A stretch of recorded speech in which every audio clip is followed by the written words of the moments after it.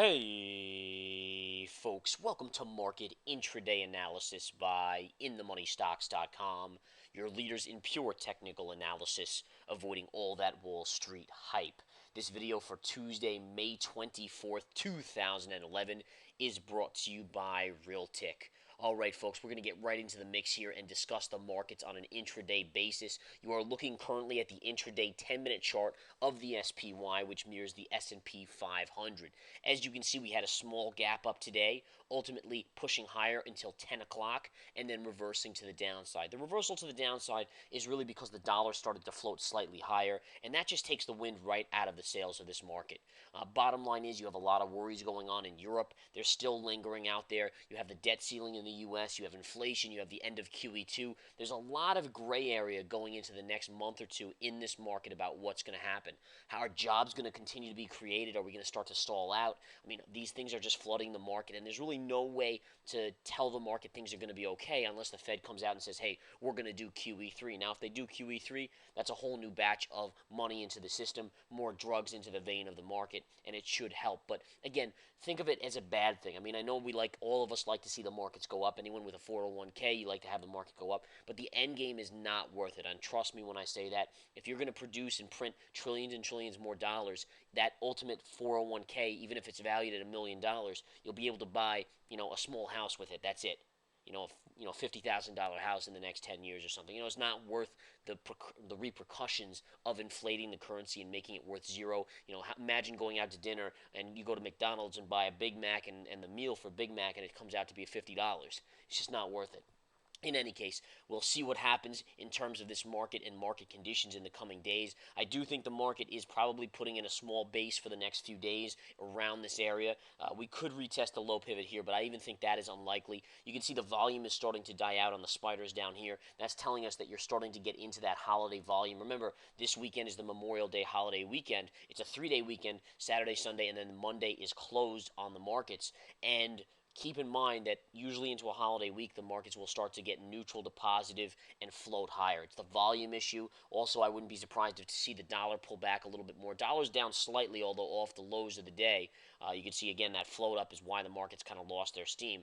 The dollar's come back a little, which is propping the markets up right here. But for the most part, you have to say to yourself that the dollar in the short term is a little overbought, and it could be getting ready to have a small pullback. Any sort of pullback would coincide with a move up into the holiday weekend as well. And that's kind of what I'm expecting.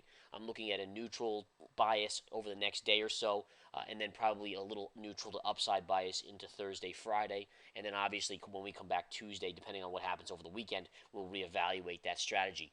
We've been nailing more swing trades, folks. For those of you in the Research Center, we're taking the Research Center free trial. And just a reminder here, for those of you that are interested in the Research Center or in the Intraday Stock Chat, there is a 7-day free trial, and I encourage you to jump on board and take it. There's no risk involved. You can cancel before that free trial expires and not get charged the $49.99 a month subscription to the Research Center. One of the swing trades I put out yesterday was a great call. Again, I have already taken 50% off the table, half of my position off the table for a $2 gain, and that is on this stock, Deere. DE is the symbol. It's Deere & Company. I bought yesterday and I gave out the alert to Research Center and chat room subscribers to buy at $82.75. All right, today it hit $84.75, and I sold for $2 in profits, literally holding it from one day to the next. There is no one out there giving you these type of high percentage trades other than InTheMoneyStocks.com. And again, take that free trial. In any case, $2 in the books, already booked in profits there. I have a break-even stop, and I'm going to hold the rest for probably about $3 to $3.50 in profits over the next few days, as I do anticipate the market going up. But market discipline is so important, and this is why I put a break-even stop. On the remaining half, again, break-even stop. And the reason why you do that is because you never let a winning trade turn into a losing trade. Once you're up, once you take half off of that trade, a break-even stop on the remainder. If it goes to your next target, great. If not, if the market gets weak and moves down, at least you're protecting that profit, and you'll make sure to walk away with that $2 on half the position. This is very, very important. But again, notice that 200 moving average got pierced yesterday, first hit of the 200. In addition, if you just take this line right here, look at this. See this little pivot low from 2011, the lows of 2011, that's what was hit yesterday. You always want two signals on the charts to tell you that there's a long or a short in that ratio or in that position, and that's what you're going to look for. And sure enough, we got that yesterday. It was a no-brainer this was going to bounce. Yesterday we had the SDS.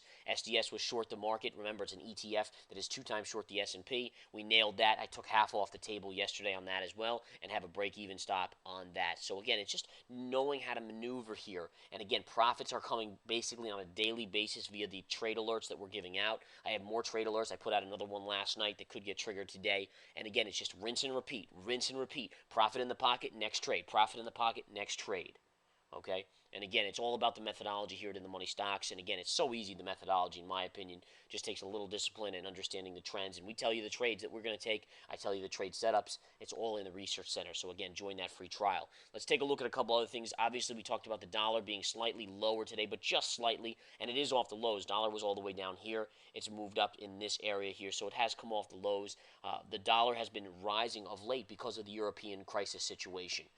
When people sell the euro, obviously money is going to flow into the dollar. The dollar is going to rise in unison with the selling in the euro. And again, that's really what's been going on. Gold today is having an okay day. Let's take a look at gold, up 51 cents on the GLD. It is off the highs as the dollar has come off the lows, which would make sense, but you're still seeing that the gold trade slightly higher today. SLV is having a solid day, although off the highs as well, up 86 cents. And the USO is also having a decent day, although well off the highs here, up 39 cents on the day. Interesting to note here, you had a beautiful gap fill. See this gap fill trigger right here? Look at that. If you want to know where to short, this is your area right up here. Gap fill, pivot top right in this area. Look at how the USO pulls back, and that's a good scalp trade. We had some good scalp trades today. Let me bring up some charts here, guys. All right.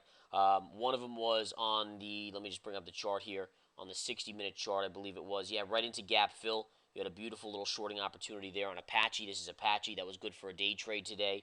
We also talked about Goldman Sachs. Let me bring up the Goldman Sachs chart. Goldman Sachs was the first buy off of this pivot low, which was right here. And again, that was one I gave in the chat room. And look at the pop. First candle, it tags that level and then shoots up like that. Beautiful scalp right there. And there were a few others as well in the morning session this morning when I was doing the intraday stock chat. I mean, the money is there. It's just a matter of us finding the right positions. I don't really take the excuse that, oh, there were no trades today. There's always trades today. And if no one is calling out a trade, you're just not looking hard enough. That's the key. All right, and again, finding the highest percentage is a different story. That's going to be, anywhere between, in my opinion, 3 to 7, 8 trades a day will be the highest percentage. Those will be the ones you want to take, and those are the 90% winning ratio trades. If you can do that and you take $300 a pop, and let's say we do 5 a day, you're making $1,500 a day just on the day trading side. You add in another $1,500 on the swing trading side, you're making 3 bills, 3 Gs a day. And again, tell me someone out there aside from maybe baseball players or CEOs that are making that type of money. All right, really no one out there. You're living a great life if you're making $3,000 a day, I'll tell you that. All right, in any case, folks, let's go over a couple other charts today. Chevron is one of the reasons why the market is not down more today.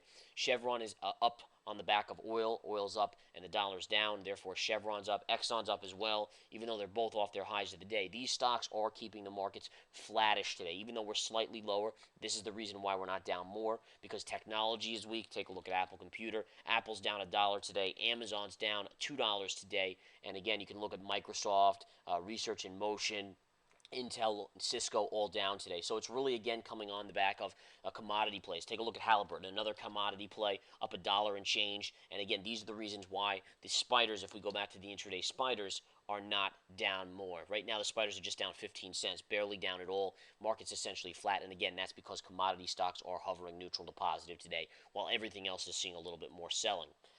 All right, let's see if there's anything else out there that I'm looking at here. I'm looking through my watch list. And again, just a reminder, folks, make sure you're involved in that Research Center free trial. Take it and decide if it's for you. Generally, it's for everyone, in my opinion, because we're making so much money there. Anyone who doesn't decide to take that free trial and then probably continue is probably just a piker, but that's just my personal opinion. In any case, I encourage you to try it out, test it out, make some money, and then decide if you want to continue. Chat room, same thing, folks. And again, have a great afternoon, and I'll see those of you in the Research Center this fine evening at the nightly video time. Take care.